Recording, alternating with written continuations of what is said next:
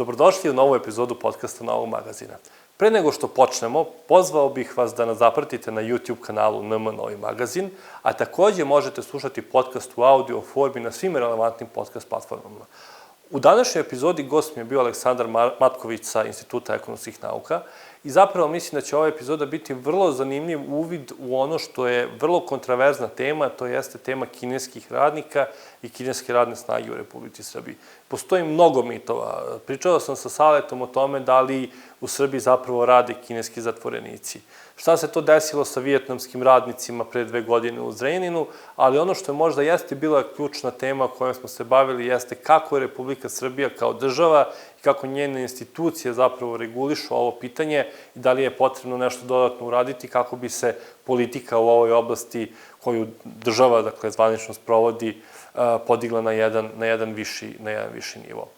Mislim da ćete u narednih 40 minuta imati uvid u jedan vrlo zanimljiv razgovor, a ja ću vas još jednom pozvati da nas zapratite na svim kanalima koje su pomenuti, dakle, na početku ovog uvoda i takođe nas možete zapratiti na društvenim mrežama, na Instagramu, na Facebooku.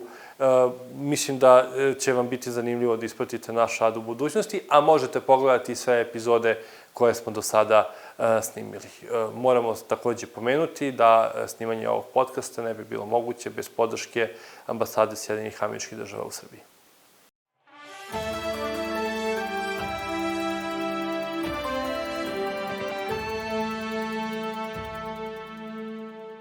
Aleksandre, dobar dan, dobrodošao u podcast Novog magazina Razumeti čelično prijateljstvo.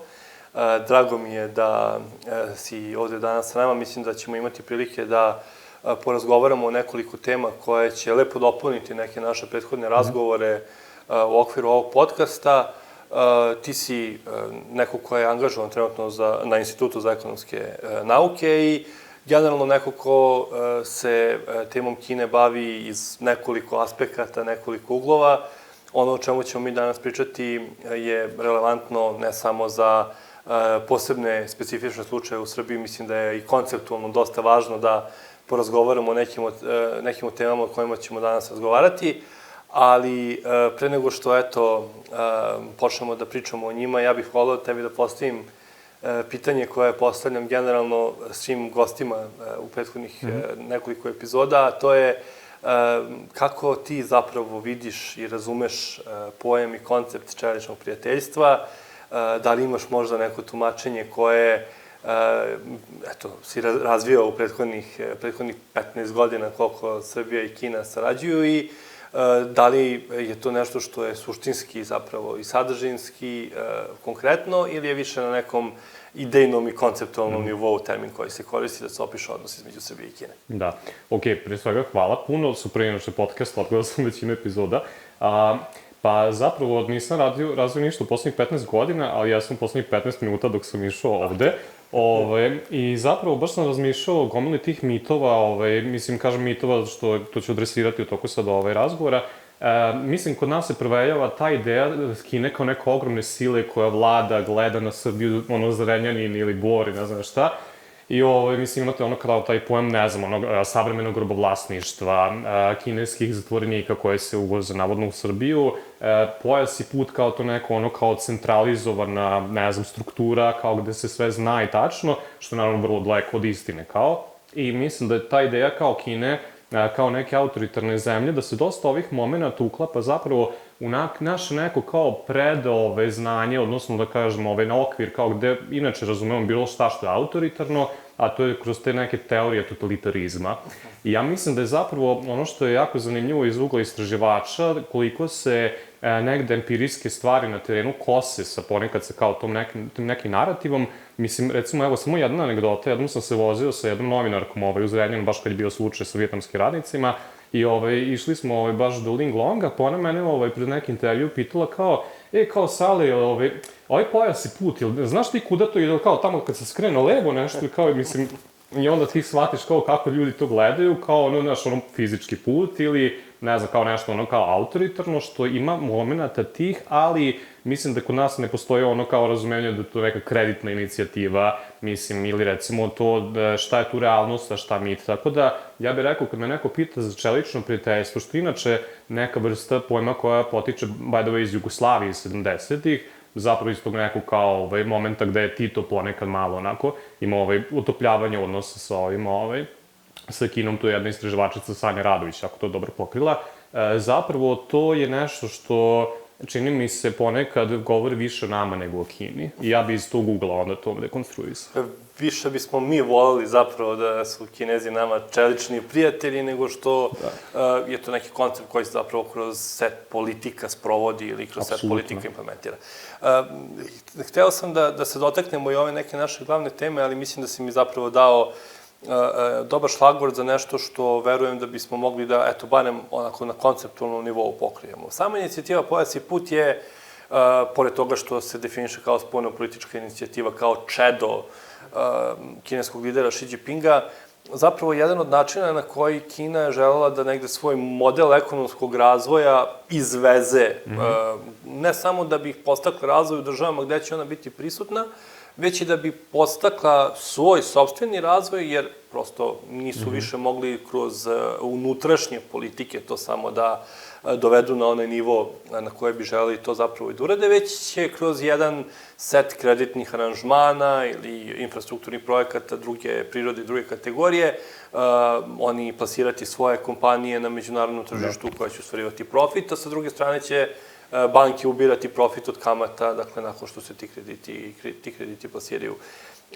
Da li je Pojas i put zapravo nešto što je imalo uticaja na pospješivanje ekonomskog razvoja Kine i da li se zapravo inicijativa Pojas i put ima benefita po sam Peking i po samu kinesku državu podjednako, ako ne i više od onih država gde se ti infrastrukturni projekti implementiraju ili ti kreditni aranžmani plasiraju? Da, pa ovo je zapravo jako dobro pitanje koje se nadvezuje na ovaj početak, jer čini mi se da nam stalno fali jedna puzlica u toj priči ove Kine, a to je kako se Kina zapravo kako se ukopčava u tu neku evropsku priču ili američku priču, a to je inače zapravo odgovor na to je kriza 2008. I ja bih zapravo od toga počeo, pokušat ću da ne dužim, slobodno me prekini.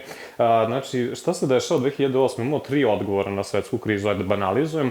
Imamo bailoutove američkih banaka u SAD, imamo zapravo mere štednje u Evropskoj uniji, ali Kina je predstavljala 3. odgovor, koji se možda toliko ne spominje, ali ima vrlo puno efekata koje proizvodi kod nas, a to je da ona zapravo uradila 3 runde fiskalnih stimulusa u infrastrukturu, puteve, železnice i recimo jedan od mojih omiljenih podataka od jednog ekonomiste Václava Smila, on je kao navodno omiljeni ekonomista Bill Gatesa, gde se kaže da od 2011. do 2013. Kina potrošila za 50% više cementa od SAD u toku celog 20. veka.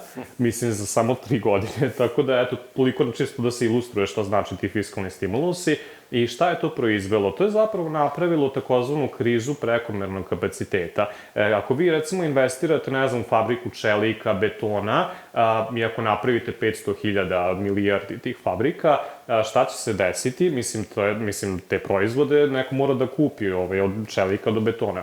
Mislim, kažem, namerno te dve industrije, ali su one kao negde bile kao vodič kineskog razvoja, dosta dugo, pa mislim i da su sada, ali dosta to proizvodi problema zato što jednostavno ako imate više kapaciteta koji ne možete negde da izvezete, a zašto ne možete? Pa ako pogledamo šta je Evropa uradila, uvela mere štednje, uništila potražnju, onda je to problem za Kinu. Kina nema gde da izveze i dosta, recimo, u jednoj maloj provinciji, mislim nije maloj, karikiramo, Shandong, mislim, verovatno će nama biti poznata po tome što odatle Linglong zapravo, da, recimo, tu je dolazilo poslednjih 10 godina do takve borbe između automobilskih kompanija, do bankrota, monopolizacije, gašenja, pogotovo od kad je Xi Jinping uveo takozvani rat na zagađivanje životne sredine, mislim 2015. Da je to dovelo do, tako reći, nekog, kako kažem, push faktora, odnosno neke tendencije da se izvozi kapital širom sveta. I tu Srbija zapravo se uključuje u priču, zato što se to dešavalo uporedo sa dolaskom Vučića na vlast. I jedan zanimljiv podatak jednom sam radio kao taj dokumentarac sa N1, baš za Linglong, i novinarka sa kojom sam to radio je zapravo, Maja Nikolić, je zapravo meni rekla u jednom trenutku da nešto je ona istraživala Vučića kao tada i došli smo do toga da dan nakon izbora, onih prvih pokradenih izbora 2017. koga Vučić prvo zove nakon izbora. Da li zove, ne znam, kao američku ambasadu, da li zove neke saradnike, on zove Linglong. Mislim, to je jako zanimljivo. I dovlači Linglong u Srbiju. I ja mislim da je taj, neki dvostruki, neka paralelna priča u Srbiji i u Kini, nešto što je dovelo do toga da kineske kompanije kojima treba da se izvezu zato što kao neće prodati proizvode svoje, ili recimo kao prodaći ih po ogromnim cenama, i Srbija gde je zapravo Vučić sve više dolazi i trebaju mu strani investitori da bi sebe osigurao, a da to nije Evropska unija, tu nastaje to čelično prijateljstvo. Da, i da. Ali ono što je meni, ajde da ostanemo na tom tragu još malo, apropo nivoa kineskih investicija i upravo ovoga što si pomenuo, da postoji tendencija da se na sve moguće načine osiguraju strane investicije, odnosno privuku strane investicije, pa mi sad tu nailazimo na neke druge probleme, druge vrste, šta je zapravo nama osnova za privlačenje stranih direktnih investicija, jeftina radna snaga, jeftina energija, da mi dolazimo u situaciju u kojoj sve teže možemo da obezbedimo osnovne uslove za strane investitore, ne zato što nismo spremni da damo finansijske i fiskalne podsticaje, već zbog toga što nemamo baš mogućnost da ponudimo kvalitetnu, kvalifikovanu, pa i generalno bilo kakvu radnu snagu na način na koji smo to mogli da uradimo pre 10 godina. I samo ću kratko pomenuti jednu situaciju. Radili smo jednu analizu kao fondacija BFP za odgovorno društvo pre 2 godine i bili smo u Priboju. I sada za Priboj znamo svi da je grad sa jednom velikom kompanijom istorijski, koja nije trenutno u najboljem stanju i da Priboj kao jedan od najbogatijih industrijskih gradova u vreme bivše Jugoslavije danas malo tavori u jednoj situaciji gde i oni pokušavaju da privuku nove investicije. I samo smo ih pitali kako bi se vi sada osjećali da dobijete najavu jedne velike kineske investicije gde bi bilo zaposleno 1000 radnika. Tu je bilo negde period nakon Zrenjanina, nakon dešavanja sa vjetnamskim radnicima u Linglongu, nakon prvih nekih reportaža o uticaju na životnu sredinu i u Smederevu i u Boru. I oni su nama rekli, nama nije bitno dakle dolazi investitor. Kaže, da dođu Kinezi, mi bismo Xi Jinpingu digli spomenik ovde u centru Priboja. Problem je ako dođu Kinezi koji zapošljavaju 1000 radnika, jer vi ako skupite iz, ne znam, tamo je Nova Varoš, Prijepolje, Priboj, vi ne možete da nađete 1000 ljudi koji će u ovom trenutku da budu zaposleni. I sad, činjenica je da su kineske investicije u konstantnom porastu od 2016. godine, ako gledamo kumulativno, 2023. su niže nego 2022. Ali, bilo da govorimo o investicijama, bilo da govorimo o infrastrukturnim projektima i kineskim kompanijama, ono što jeste negde evidentno jeste veliki broj kineskih radnika koji je došao u Srbiju, upravo i zbog toga što nismo bili u mogućnosti da obezbedimo domaću radnu snagu u onom broju u kome bi to čak i ugovorno bilo moguće. I ovo je tema koju si ti posvetio dosta pažnje. Kako ti vidiš situaciju u kojoj mi imamo jedan konstantan i povećan priliv kineskih radnika u Republici Srbiji, koji su neki osnovi, ajde da kažemo, dolaska tih radnika na rad u našu državu, i da li to predstavlja neku vrstu pretnje, da li po naše zakonodavstvo ili po našu radnu snagu? Da. Mislim, odmah da kažem, ja mislim da je najveća pretnja za naše zakonodavstvo upravo naše zakonodavstvo. Znači, mislim, zato što kažem, jer jako često zapravo čujem u javnosti tu priču Kina kao pretnja, ali ja mislim da, ima momenta tu, apsolutno ne negiram, ali mislim da je delom iskreno izliza narativ i da se možda treba, možda ne da se odbaci, ali da se kvalifikovanije malo prođe tu. I ja mislim da si tu baš dobro rekao ovaj uvod, zapravo i sećam se vi ste na konferenciji zapravo isto ovu anegdotu pomenjali, i tu mi baš pao na pamet kao pa da, ovo baš predstavlja sve ono što je, znači kao sve probleme kineskih investicija i radne snage.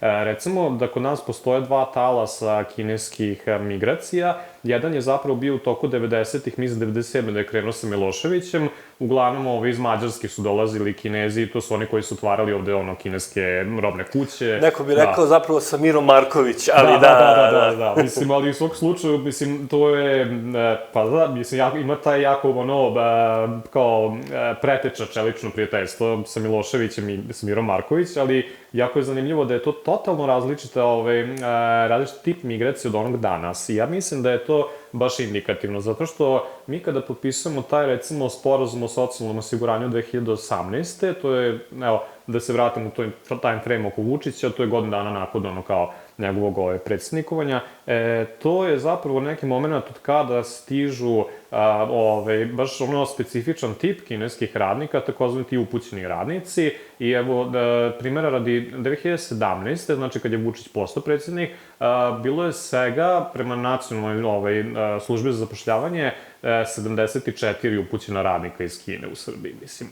Ja pritom isto i sumnjam da je to tačna cifra, zato što, mislim, proverio sam ove cifre, prosto ne odgovaraju realnosti, ali zvanično je bilo 74 takva radnika. Nakon nekoliko godina zapravo mi dolazimo do toga da ima 2374 radnika 2021. godine, zvanično. To su pritom radnici koji ulaze u zemlju te godine po osnovu vize koja je vezana za to da su upućeni radnici. Ima i drugi tip radnika, mislim, odnosno, da kažem, isti tip, koji ulazi u, recimo, prema turističkoj vizi, i tu su ti polulegalni i nelegalni radnici koji rade za istu kompaniju, ali prosto nisu prošli kroz nacionalnu službu za zapošljavanje. I pritom, recimo, kad je BIRN objavio podatke šta sve, kako izgledaju ti ugovori, to je katastrofa, to je haos. Mislim, bukvalno ponekad, mislim, znaš i ti sam sigurno, oni bukvalno imali su šerijatske zakone kopirane tu gde se u ugovorima o radu koje je prihvatila nacionalna služba za zapošljavanje govorilo da je da će ako neko ukrade nešto, seći se ruka, seći se glava ako štrajkujete, i uprkos tome su, recimo, Vijetnamci štrajkovali, i tako znamo uopšte za taj slučaj. Mislim, to je, baš lepo ilustruje sve probleme oko toga, i meni je jako zanimljivo da je, recimo, upravo taj ilustrativni slučaj vijetnamskih radnika nastao baš zato što mi imamo deficit električara i građevinaca. Zašto? Zato što su naši otišli u Nemačku, mislim, što znamo iz domaćih kao primjera, i recimo zbog toga je delom i naša radna snaga skuplja, a i mislim, pokušajte da napravite kuću, da, ne znam, renovirate stan i vidjet ćete kako to izgleda, mislim, ljudi kasne, cene su lude i tako dalje. I onda što se dešava? Kineske kompanije poput Linglonga, koje su, inače, Kina ima sa Vijetnamom taj odnos gde postoje jako velike migracije radne snage iz Vijetnama, gde je cena niža, one imaju već neki odnos, kao što, recimo, ne znam, svako od nas ima neke saradnike, neke firme, neke NGO-ove, ne znam, bilo šta, institute sa kojima mi sarađujemo, i imamo sad neki taj poslovni odnos koji je tu već godinama. I evo, recimo, desi se da ja otvorim neku firmu, na primjer, u Tajlandu, i ja sad kao treba mi radnika, ja ne znam gde, eto, znam tebe, i baš super što se ti znamo, ajde samo da radiš u Tajlandu i si super profitabilno, tamo vlada neka lepa, jako lepa subvencije, znaš, sve cool, i ajmo mi tu zajedno, i to se desilo u Srbiji. Znači, te kineske kompanije sa vijetnamskim radnim agencijama su došle u Srbiju, i da stvar još bude komplikovanija, znači, Linglong nije njih doveo, nego Linglong angažovao svoje kineske kompanije da bi angažovao vijetnamske kompanije koje su onda regrutovale po Vijetnamu, i to inače, da stvar bude još gora, Aminovo je jedan naš ambasador u Džakarti, koji je iz SNS-a, koji je njima dao šakom kapom te vize turističke. Ja pretpostavljam da je nazvao neku ekipu u nacionalnoj službi za zapošljavanje, rekao je, ajde vi to malo, znaš, nemojte tu nešto baš samo tu proveravati, i došlo je 750 ljudi. Ja kad sam tamo otišao, kad se tamo desilo, to je bilo taj Zrenjaninski socijalni forum, imamo prosto koleginicu Taru Rukeci, koja je tamo, živi, radi, bavi se isto time, i nas dvoje smo obilazili njih, i mediji su ih obilazili, i videlo se da je 750 ljudi tu. Ja kad sam nazvao nacionalnu službu za zapošljavanje, oni su mi rekli da ima 176 radnih dozvola. Mala razlika. Mala razlika, znači šta, svaki treći čovek vam je nelegalan, odnosno kao svaki treći vam je legalan, a dvojicu nisu. I onda sam shvatio, ovo je jako problematično, ja sam, recimo, posle toga nazvao ombudsmana, Ministarstvo za rad, Ministarstvo za građevinu, policijsku upravu Zrenjanin i svi su mi dali različite brojke. I ja shvatim da ovo država pojma nema što se dešava. Pojma nema. Od A do Š, znači od Džakarte do policijske uprave Zrenjanin ništa se ne zna i nakon toga je izašao zapravo i članak od BIRN-a koji govori da je to savremeno robovlasništvo i ja bi se zapravo tom malkice pobunio protiv toga, ne zato što mislim da su ti ljudi odlično tretirani, nego zato što mislim da to prikriva osnovnu dinamiku tog sistema. Ljudi to zamišljaju kad su videli te radnike kao kamp koji je tu statičan, koji stoji i sad oni njih tu izrabljuju. To je vrlo jednostavna priča koja bi mi meni pila vodu, da se ne bavim ovim. Ali šta se dešava u realnosti? Čitav sistem od Džakarte do policijske uprave Zrenjanin je zapravo sistem koji stalno šalje nove ljude, obično to su 20-30 ljudi svake nedelje i fora je što ovi ljudi koji su se bunili i koji su protestovali nisu isti ljudi koji su danas tu. Znači, i jako je teško uhvatiti dinamiku tog sistema, baš zato što se oni stalno rotiraju i recimo to je jedan odličan uslov da se informacije da ne protiču. I to je jako, mislim, zašto ovo zeznuto istraživati, tu pritom, ja znam neke istraživačice iz China Labor Watch koji su dolazili, videli da tu imaju čak i lanac prostitucije i to je sad već stvarno za policiju posao, koja je, nažalost, mislim, neću kažem da pletena, pošto nemam dokaze, ali ne deluje mi baš obećavajuća situacija i to je sistem koji se stalno rotira, znači nije to statičan kamp, niti je to statičan sistem, to je nešto što, kažem, stalno u dinamici i brojke koje ja imam zapravo su zvanične brojke, a ako uporedimo vijetnamski slučaj, mislim gde je dvoje od troje ljudi bilo nelegalno, ja verujem, evo recimo, mislim da je u 2021.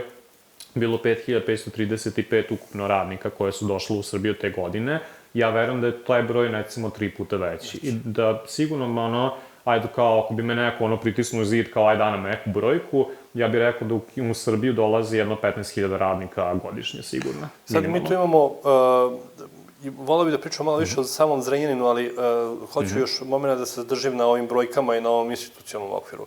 Dakle, nekoliko vrsta kineskih firmi, kompanija posluje u Srbiji. Dakle, možemo u jednu kategoriju da stavimo, ne znam, kineske robne kuće i kineske prodavnice radnje koje su otprilike sada već decenijama prisutne kod nas u Srbiji i one su negde nama i poznate i mi znamo da generalno ljudi koji tu rade budu i duže u Srbiji, neki su čak i rođeni ovde, postoje negde lanci snabdevanja, ali to je jedna kategorija radnika koja posluje i živi u Srbiji. Druga kategorija radnika bi bili radnici koji su zaposleni u kineskim kompanijama koje dolaze ovde da sprovode infrastrukturne projekte. Dakle, autoputevi, mostovi u prošlosti, sad uglavnom autoputevi i putevi su trenutno u toku. I to su firme, to su kineske firme koje posluju ovde, koje dovode svoje radnike, kako one iz menadžmenta, tako i one prostu radnu snagu koja izvršava negde radove. I oni često budu tu dok taj projekat traje, kako firma, tako i ti radnici, opet se oni menjaju na nekom ustavljenom vremenskom periodu i oni su onako manje više skroz izolovani, budu negde pored autoputa, smešteni u kakvim takvim uslovima, ajde da kažemo korektnim nekim uslovima za to poslovanje. Imamo treću grupu radnika, to su radnici koji su angažovani na kineskim kompanijama koje stalno posluju u Srbiji. Zrenjanin je bio negde najvidljiviji primer svega toga i o tome ćemo pričati malo više. Mi imamo tu neku vrstu smeštajnog kampa i u Smederevu. Znam da je jedan od naših prethodnih gostiju, Nikola Krstić iz Smedereva, išao da poseti jedan takav establishment u blizini Sartida, odnosno Železare Smederevo. A po najveći broj radnika zapravo trenutno danas je u Boru. S obzirom da novi rudnik koji je otvoren većinski zapošljava ljude koji dolaze iz Kine, odnosno kineske radnike. I ono što jeste negde simptomatično u celokupnoj toj nekoj priči da je to dosta odvojeno od našeg nadzora, eto, pričao si od samog ulaska u državu, do toga kako se njihova radna prava štite, kako se njihov poslodavac ophodi prema njima. kako, da su smešteni, da li imaju osnovne uslove, ne samo za rad, nego osnovne uslove za život, pa smo već imali neke izveštaje o nesrećama na radu, pa se postavilo pitanje da li postoji dovoljno bezbednosti, da li se dovoljno pažnje posvećuje bezbednosti na radu. Moje negde pitanje jeste vezano za tebe i volio bi da razjasnimo ovo pitanje koje je deo ugovora o socijalnoj politici koji si spomenuo. Ko ima nadležnost nad kineskim radnicima u Srbiji? Dakle, možda još malo da pojasniš pojam upućenih radnika, s obzirom da je vrlo zanimljiv koncept i negde razliku između ugovora koje imamo sa Kinom i ugovora koje imamo sa nekim drugim državama. Dakle, ko ima nadležnost nad njima i da li Srbija kao država, odnosno institucije države Srbije, mogu po potrebi da zaštite kineske radnike ukoliko se stvori situacija u kojoj je zaštita države njima i potrebna. Da. Zapravo to je jedan od mojih omiljenih mitova i imao sam momenata gde vam bukvalno iscimalo, ja mislim do sada, onda 10-ak novinara sa sledećim pitanjem. Ćao Sale, imamo ekskluzivnu priču, kao čuo sam da postoje neki kineski zatvorenici. Znam jednog lika, rekao mi je, znam ga, proveren je, bla bla, ajmo da istražimo to zajedno. Moj odgovor uvek je hajde, naravno da nismo nikad našli zatvorenike, ali to je upravo poenta, znači oni ne moraju da budu zatvorenici da bi bili zatvoreni, jel da? I mislim da to je jedan od mitova koji prati, nažalost, Kinu od, recimo, 3 godine nakon smrti Mao Tse-tunga, kad je nastao taj sistem upućenog rada. Šta je to ukratko, evo rečeno? Znači, imate kompaniju, imate agenciju za zapošljavanje, imate radnika. Više kompanija ne zapošljava radnika, kao što Ling Long nije direktno zapošljavao Vijetnamce, pa je zato mogao da kaže, kad su našli tih 750 ljudi, ovo nisu naši radnici, mi smo čiste ruke. Taj sistem vole zapravo i kompanije, ne samo u Kini, već i u Evropi, zato što negde pere ruke sa poslodavca, mislim, to koriste kompanije od Nestlea, do Googlea, do, mislim, koji god hoće. Gde god ima nešto što se kao može outsourcovati, mislim, sa IT-evcima naravno da su malo bolji uslovi, ali sa manualnim radnicima mnogo gori. I recimo, jedan podatak koji imam je da u Kini, mislim, ajde sad da ne dužem previše, ali mi svi možda, ili u ovom podcastu se sigurno pominju Deng Xiaoping, koji je kao taj viđen kao liberalni reformer 89. Ali on zapravo možda malo i zaslužan što to liči na to što liči, a to je da je totalno liberalizovao kontrole, mislim, to je laku noć, i otprilike 20% kineske radne snage 2010. je bilo u tom sistemu tog fleksibilnog rada. Kada se to izveze kod nas, a izvezlo se, ko što smo već se dotakli oko toga, to onda imate, odvratno je vidljivo, ako imate bukvalno kao te neke barake za radnike, da stvar bude gora, to nije novo, to nije ništa kineski oko toga. Recimo, naši su ljudi, mislim da je bio slučaj kad su išli u Soči, kao pa da su bukvalno bili u barakama.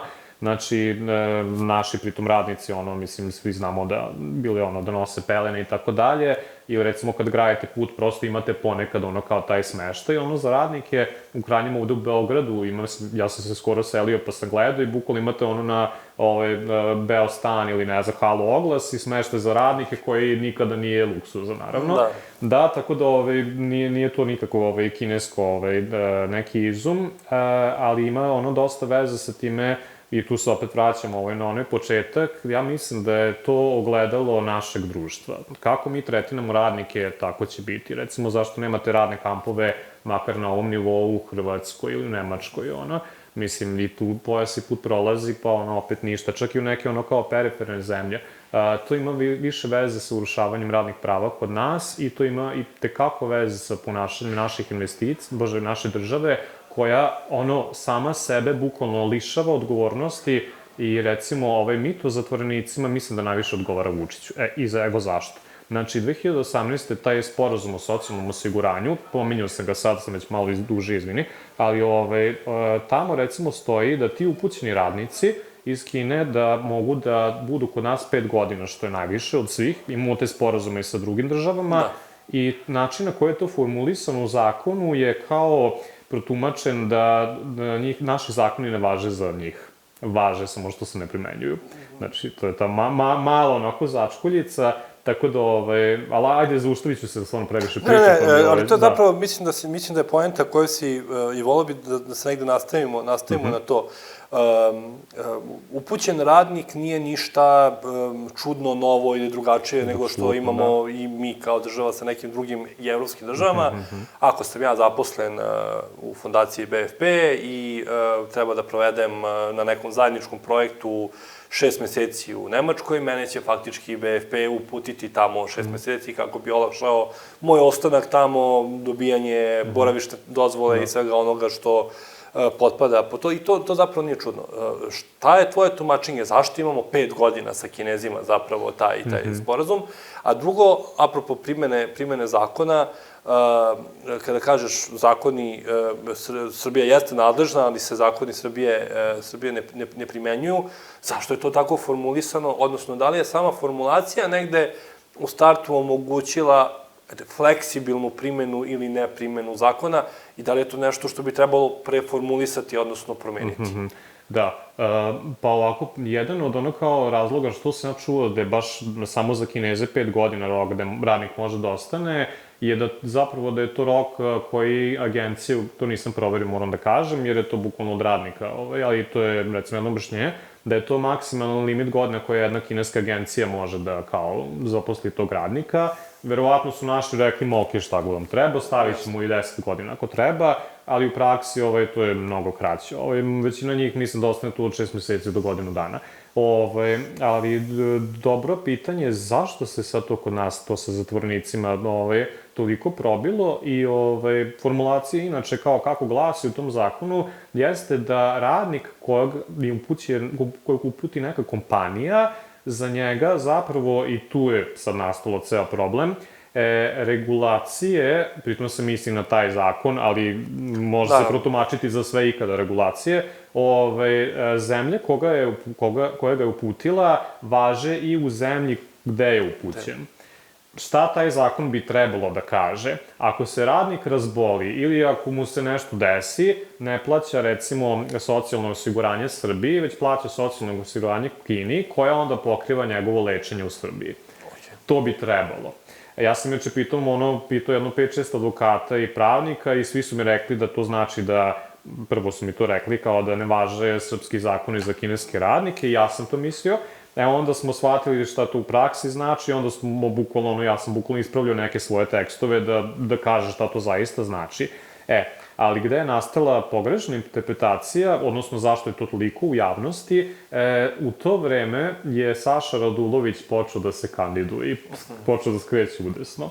I jedan od njegovih momenta koje je koristio za kampanju je bio da je pisao Ministarstvu spoljnih poslova Srbije, baš povodom ovog zakona. I tražio je demant da kao ministarstvo kaže da naši zakoni važe za radnik i naše ministarstvo nije mu odgovorilo. Da, posle toga Đile se počeo tu priču da vrti isto u kampanji i vi ćete vidjeti da se ta priča probija kad su kampanje, a kampanje su stalno. Tako da... Da stoji u kontinuitetu. Da, kažem, to ne znači da su ti radnici super tretirani i nažalost, evo jedan zapravo twist na ovu priču. Jednom sam bio u Zrenjaninu, baš sa pomenutom Tarom, i u jednom trenutku smo zvali hitnu pomoć za jednog od Vijetnamaca koji je pozlilo, gde prilike nisu rekli da ne mogu da dođu, ali videlo se da nisu baš najspremniji i mislim, naša neka teorija zavere je bila da je baš to zato što neki od njih nisu pokriveni ovim sporazumom i onda tu nastaje problem. Ne žele da dovode u situaciju da razotkrivaju činjenicu da neko nije svu proceduru koju bi trebalo da prođe. Da, tako da nisu zatvorenici, ali to je mnogo gore što nisu. I ono što je negde, mislim, dosta važno u kontekstu istraživanja, a u kontekstu negde ukazivanja na ove neke stvari koje ja najiskrenije smatram bi rešavanje njih išlo u korist Republike Srbije, odnosno tačnija formulacija, primena postojećeg zakonodavstva i negde modificiranje istog kako bi se osiguralo to da se radnik, nebitno da li iz Srbije, Kine, Vijetnama, zapravo kada dođe u Srbiju osjeća bezbednim i sigurnim i možda stekne želju i da se vrati. Ponovo bi išlo u korist Republike Srbije, pogotovo kad imamo ovaj trend nedostatka radne snage i depopulacije, mi ćemo, da bismo sačuvali ovaj nivo ekonomskog razvoja koji imamo, morati da uvozimo radnu snagu, A vrlo lako možemo da dođemo na listu gde prosto iz bilo koje iole pristojne države ljudi neće hteti da dolaze da rade, ako mi ne uspostavimo zakonodavne okvire koji poružaju taj negde preduslov. To je početna tačka i ako govorimo o toj vrsti konstruktivnog kriticizma, odnosno ovoga o čemu smo mi sada govorili, tu bi se nadovezao i na pitanje zatvorenika. Moj problem sa tom temom je uvek bio da je vrlo lako teza oboriva i da jeste bila oborena od strane čak i zvaničnika, dakle ljudi koji su na vlasti, da se tu ne radi ni o kakvim zatvorenicima, na stranu uslovi rada, života i svega ostalog, a onda vrlo etablirani istraživači i novinari koji iznesu jednu takvu kritiku, kreiraju kontekst u kome konstruktivna kritika koja bi možda i mogla da dovede do neke pozitivne promene, a u cilju pospešivanja vladavine prava, pada u vodu, jer oni koji iznesu konstruktivnu kritiku budu posmatrani kao još jedni od onih koji, eto, čisto nešto kažu da bi rekli. Ili američki špijuni ili kineski špijuni. Nema ništa između. Da, ili američki špijuni ili panda hageri, otprilike. Ili malo jedno, malo drugo, pa sada... To je to. Aleksandre, dosta smo pričali i dosta si pominjao Zrenjanin u našem razgovoru i to je vrlo važan slučaj i vrlo važna studija slučaja koja bi trebalo da bude posmatrana, iako je sad prošlo 2 pune godine, je li tako, od celokupnog dešavanja sa vijetnamskim radnicima tada. Negde si bio u samoj srži toga i pre nego što je to eksplodiralo i postiglo takav značaj na globalnom nivou. Šta se tamo dešavalo? Ok, pričali smo o agencijama, pričali smo o 2 od 3 radnika koji nisu prošli, ali na ovom suštinskom nivou, na nivou anegdote, odnosno kao neko ko je ulazio tamo među vijetnamske radnike. Kako je negde priča počela, kako je eskalirala i kako se završila u tom konkretnom slučaju?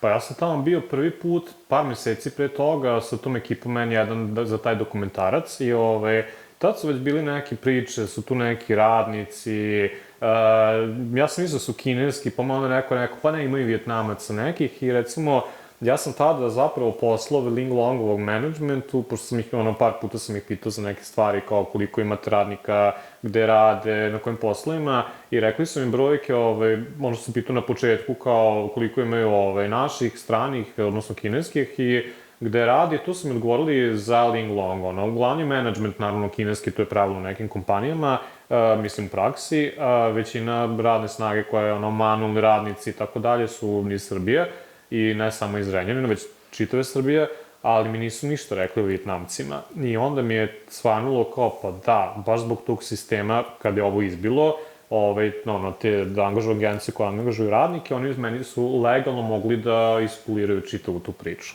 Kako se ovo desilo? Pa mislim, najkraća priča je, nađeno je 700 ljudi u hali, mislim, što je samo po sebi, Bože me sačuvaj. Još je gora priča, pošto su to isplivavali neki, sećam se kao videoklipovi sa nekim mačkama koje se razdiru i tako dalje. Šta je to bilo? Ljudi nisu imali plate po 6 meseci, odlazili su u šumu da love životinje, da bi se prehranili. To je možda najgora priča koju sam ja čuo tu i ko objašnjava i taj snimak. A mi smo interpretirali opet kroz tu kinesku matricu, Kinezi jedu pse, mačke i i zlatne ribice, otprilike, mislim, i uopšte smo totalno iskulirali da je to posledica, maltretiranja radnika i da mi ne daš platu 6 meseci. I ljudi su se organizovali, mislim, Vijetnam inače jedna socijalistička zemlja zapravo, mislim, polurazvijena, ali kao imaju neke kolektivne momente solidarnosti koji su ih spasili, ja bih rekao, gde su se uprko svemu, znači ti ljudi su, neki od njih su i nepismeni, ja sam vidio ugovore gde su oko crveni otisak palca ostavili, oni su se udružili i uprkos tome što im je rečeno će im bukvalno odrubiti glave ako protestuju, to je napisano, to je Birn objavio, ima dokument online, oni su protestovali, ušli su u štrajk, došla je novinarka N1, došla je novinarka Voice-a, onda je to sve izašlo u javnost i da stvar bude gora, Vučić i ombudsman i svi ministri su uporno, kao hor su pevali sve u redu sa papirima.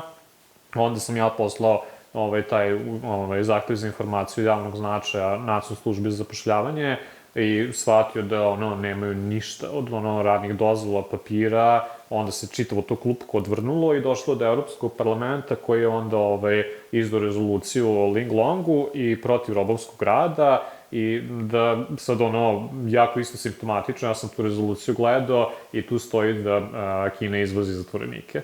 Znači čak i Evropski parlament je u to poverovao, ali opet je time, da tako kažem, učinio nama istraživačima i svima koji se bavimo time posao težim, da mi objasnimo zašto ovo nisu zatvorenici i zašto je baš to problem što je ovo zapravo legalno urađeno i to je čitav poenta ovoga i zašto je ovde, i kao i svakoj priči sa Kinom, ova priča mora da stoji na dve noge. Jedna noga je Kina, a druga noga je Srbija. Znači, ne može Kina poslati zatvorenike nama, mi to kao, strašno, niko nas nije pitao. Ovo je prošlo kroz sve ustanove sistema da bi došlo do ovakvog skandala i pritom ovo nije inače ništa novo za države Balkana. U Hrvatskoj, recimo, Nepalci su toliko brojni da zapravo to mi jedna istraživačica rekla u šali kao da me bi mogli, ako bi hteli, da steknu status nacionalne manjine.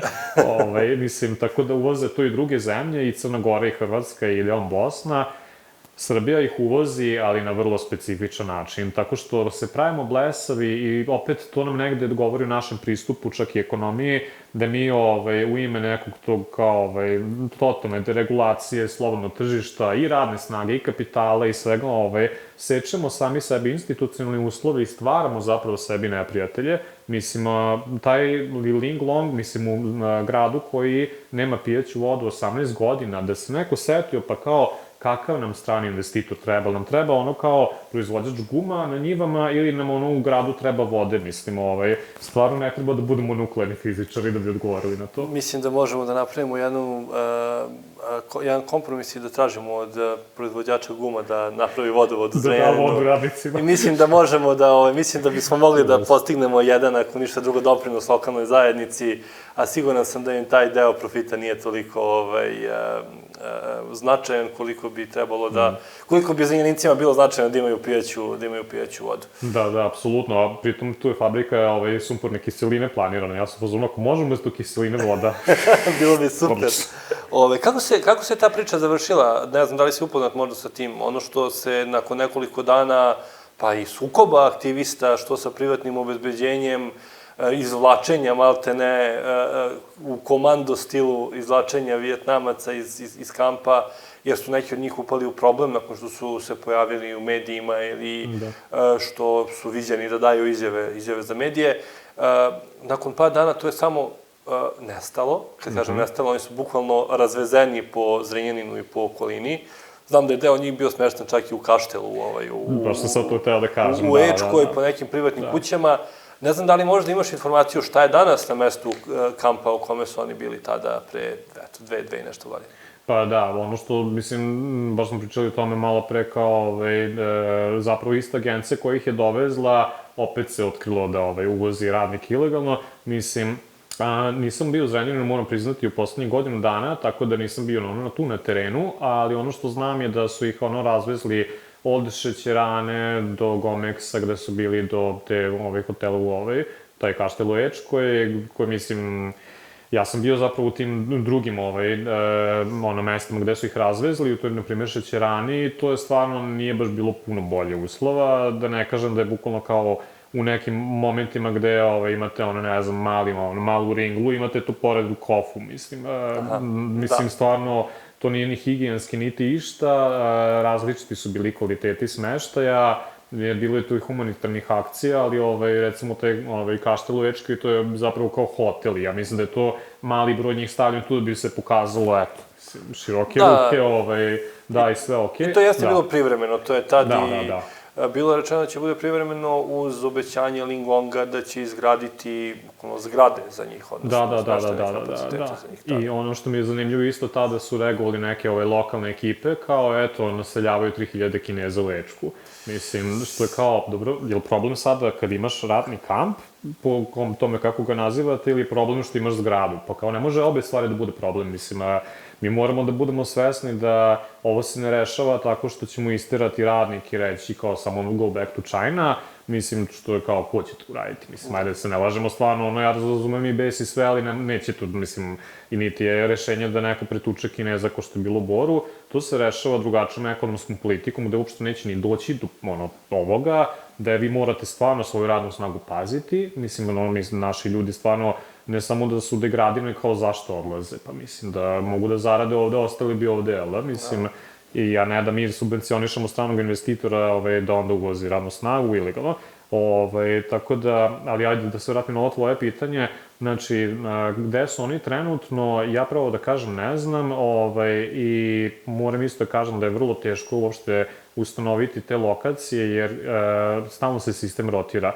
I ovo što mi imamo zapravo je verovatno ajde kažem sada, najviše istraživan slučaj radnika. Generalno, na nivou sveta, ove stvari su siva zona. Čak i za istraživače, ja sam uspeo svega da nađem možda 4-5 radova za nešto slično. Pritom Srbija jeste imala možda najveći slučaj u svetu. Nije baš bilo ovakvih slučaja, bude ponekad 20-30 ljudi, 750 ljudi sa ovakvom skandaloznom tretmanom, da se svako ponaša kao da se ništa ne dešava i da se mediji još pritom to dodatno skandalizuju, mislim, posle su tu čak i neki novinari dobili nagrade za to, mislim što je okej, razumem, ali ovo je mnogo kompleksnije od onoga što ja mislim da Srbija čak i nije bila spremna za ono što se desilo tada tu, mislim, po količini našeg razumevanja i nerazumevanja, da imate ogroman sistem, a mi sve mislimo da su to zatvorenici, da je nešto samo došlo tu, zatvorio ljudi i gotova stvar, da nije prošlo kroz institucije, da Xi Jinping sedi, to opet tak, teorija totalitarizma i gleda u Zrenjanin. I šalje Vijetnamce za Zrenjanin. Da, i sve telefonom, mislim, to Vučić radi zapravo, kao i u celoj priči on je negde ispao kao da nema veze s tim, što je jako zanimljivo. Pa svakako jeste jedna od tema koja zahteva kontinuirano praćenje, ne samo da bismo naučili iz lekcija, već i da bismo to naučeno znanje primenjali kako bismo unapredili svoj sistem i unapredili generalno funkcionisanje institucije, mehanizama koje institucije mogu pokrenuti, a sve u cilju sprečavanja takvih zloupotreba i manje više zlostavljanja u budućnosti.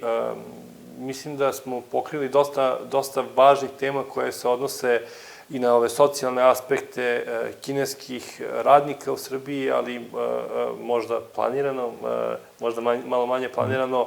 Ono što je verovatno goruće, a to jeste kako srpski sistem i srpske institucije apsorbuju upravo ovakve slučajeve, pa mi možemo umjesto kineskih radnika da posmatramo indijske i radnike iz Centralne Azije, kojih ima sve više i više u Srbiji, ali činjenica je da je jedan nadzor, jedan monitoring, jedna evaluacija rada institucije u ovoj oblasti od krucijalnog značaja. Ja bih se tu negde i zahvalio tebi na razgovoru danas, ali svakako i pohvalio rad koji si u ovoj oblasti u prethodnom periodu uložio i trud koji si uložio na praćenje ove teme.